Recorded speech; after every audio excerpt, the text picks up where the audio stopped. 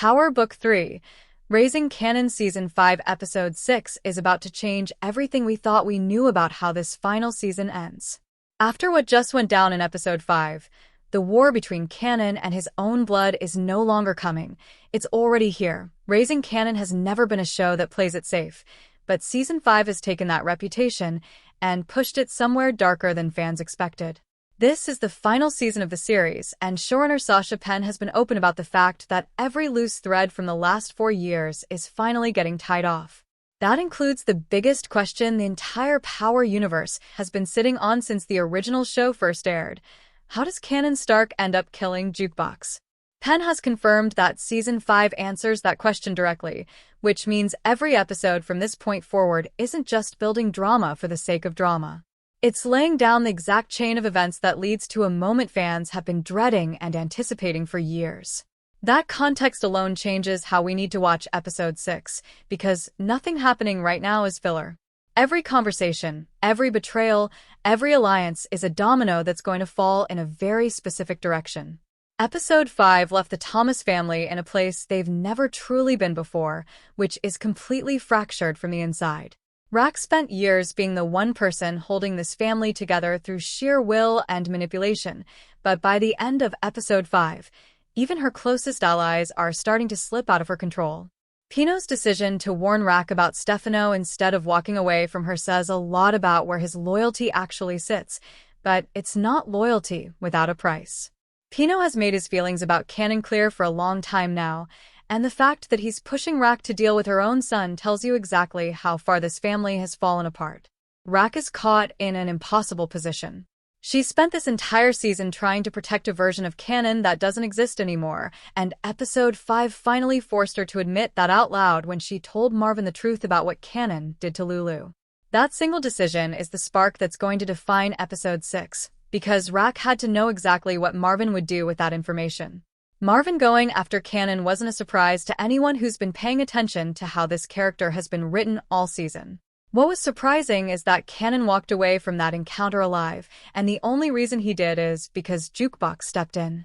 That single moment is going to carry enormous weight going into Episode 6, because Jukebox didn't just save Kanan's life. She put herself directly in the middle of a war that has nothing to do with her original mission. Jukebox has spent this season quietly working her way toward the truth about who actually killed Fame, and Episode 5 showed her getting dangerously close to an answer through her manipulation of Garcia. If that thread pays off in Episode 6, it's not just going to complicate Kanan's relationship with Breeze, it's going to force Kanan to confront the fact that the people he's trusted most in his new life may be the same people responsible for one of the deepest losses he's ever experienced.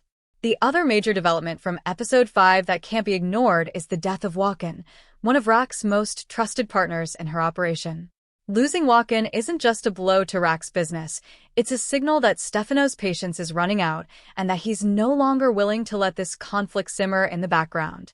Stefano has been applying pressure on both Kanan and Breeze to eliminate Rack, and every episode that passes without that happening puts both of them in a more dangerous position, with the one man neither of them can afford to cross.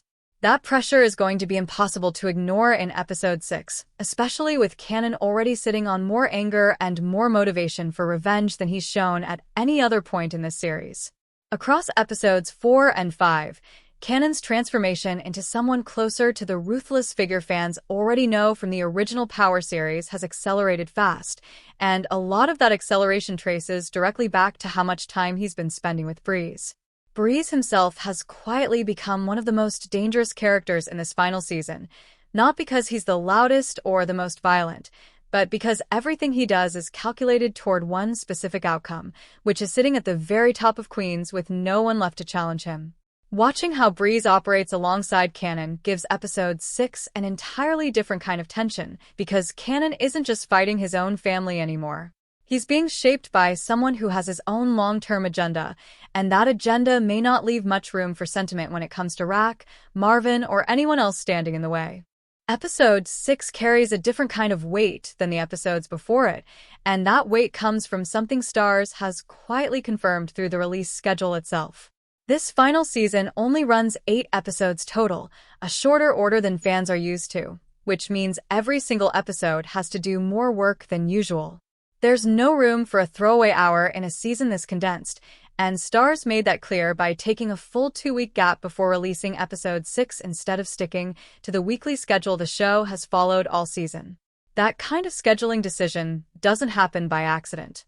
Networks build in a break like that when they know an episode needs extra time to land, whether that's for marketing, for post-production, or simply because what's coming is significant enough to justify making fans wait a little longer. Combine that with Sasha Penn's own comments about this season resolving everything tied to the Thomas family, and episode 6 starts to look less like a mid-season episode and more like a turning point the entire back half of the series is going to hinge on. Marvin's arc heading into episode 6 is one of the most volatile threads left hanging from episode 5. He now knows the truth about what Kanan did, and that knowledge is going to define how he moves through this next chapter. Marvin has never been a character who processes betrayal quietly, and given how personal his history with Kanan already is, there's a real possibility that episode 6 pushes their conflict into a direct physical confrontation.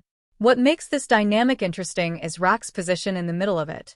She's the one who gave Marvin the information that set this off, and whether that decision was driven by genuine anger at Kanan or by a colder, more calculated need to protect her own standing, it puts her in a position where she can't fully control what happens next.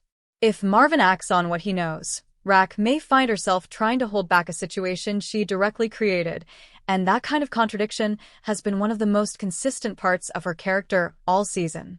She wants control, but the choices she makes to maintain that control keep taking it further out of her hands. Tiana's storyline is another piece of this puzzle that deserves close attention going into episode 6. Her connection to Kanan has pulled her further away from the world she used to operate in, and that shift hasn't gone unnoticed by the people she used to answer to. A person stepping back from an organization the way Tiana has doesn't tend to go unpunished in this world, and if that tension escalates, it puts her directly in the path of danger from people who see her as a liability rather than someone deserving of mercy. Given that Tiana is Shawnee's mother, anything that threatens her life carries consequences that reach far beyond her own storyline, and it's the kind of stakes this show has never been shy about following through on. Then there's Jukebox, whose arc might end up being the most consequential thread of episode 6, even though it's been playing out quietly in the background. Her investigation into Fame's death has been building all season, and the closer she gets to the truth, the more dangerous that truth becomes for the people around her, including Kanan. If episode 6 is the moment she finally connects the pieces and confirms who is actually responsible, it doesn't just close out one mystery. It opens up a much bigger problem, because Kanan's current alliance with Breeze depends heavily on trust that may not survive that revelation. Kanan has spent this season trying to build something stable with Breeze after years of instability with his own family, and if it turns out that stability was built on a lie, episode 6 could be the moment everything he's constructed starts to collapse from the inside instead of from outside pressure. Breeze's role in all of this cannot be underestimated either. Every decision he's made this season has pointed toward consolidating power, and a moment of chaos like the one building around Kanan, Marvin, Raque, and Jukebox is exactly the kind of opportunity someone like Breeze knows how to exploit. Whether he pushes Kanan toward more violence or tries to redirect that anger into something more strategic, Breeze's influence over Kanan's next move is going to be one of the most important dynamics to watch. The relationship between these two characters has grown fast, arguably faster than Kanan's relationship with almost anyone else this season, and that speed is worth questioning. Fast trust in a world built on betrayal rarely comes without a cost, and episode May 6th be the moment that cost starts to reveal itself. All of these threads are converging on the same point, and that's what makes episode 6 feel less like another chapter and more like a turning point this final season has been building toward since the premiere. Kanan is standing at the center of nearly every conflict left on this show. His mother has turned on him, at least in the eyes of the people around her. His closest friend from before this new alliance may have died because of people he now calls partners. The woman he loves is caught in the crossfire of a world that never wanted her connected to him in the first place. And the man he's chosen to trust most right now has an agenda that may not have room for anyone else once the dust settles. That's an enormous amount of pressure for one character to carry, and Raising Kanan has built its entire final season around watching exactly how much pressure it takes before Kanan stops being someone trying to survive this world and becomes someone the world has to survive instead.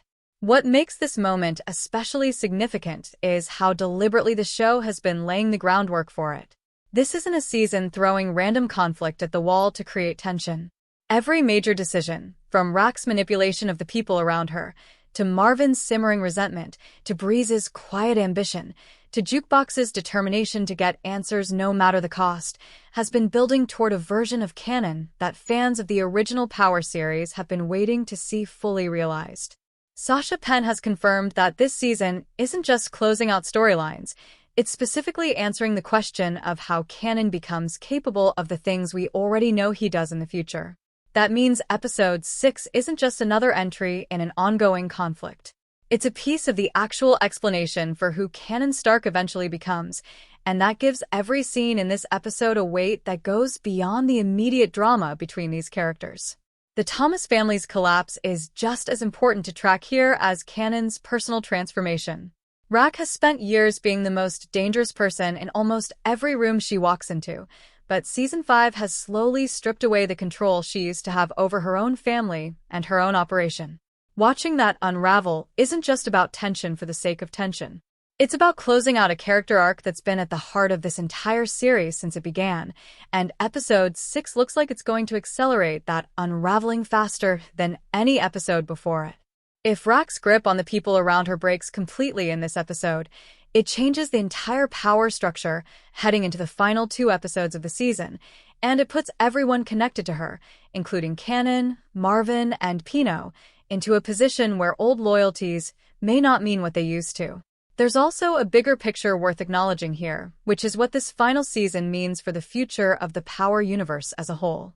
With Raising Kanan wrapping up its story, all eyes are already shifting toward Power Origins, the next chapter reportedly focused on the early days of Ghost and Tommy. That expansion doesn't happen in a vacuum. The choices made in these final episodes of Raising Kanan, especially around how Kanan's relationships and reputation take shape, are going to directly inform how the rest of this universe connects together. Every callback this season has made to the original series hasn't been an accident, and it's worth paying attention to how those threads keep tying back to the larger story Power has been telling since it first started years ago.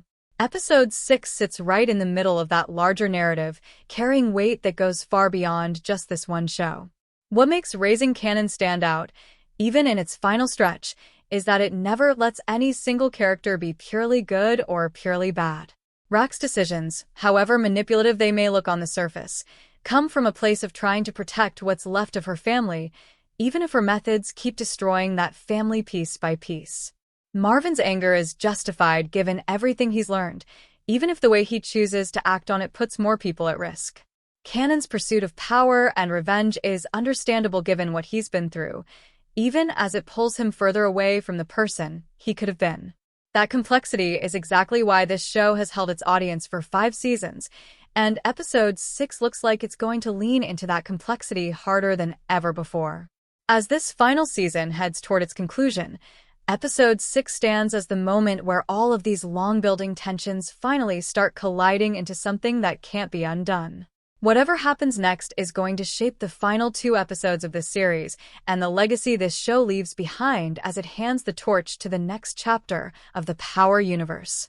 If this breakdown helped you make sense of everything building toward episode 6, take a moment to like this video, subscribe to the channel so you don't miss the next breakdown the moment new information drops, and drop a comment with your own predictions for how this episode plays out. This story is far from over, and the biggest moments of this final season are still ahead.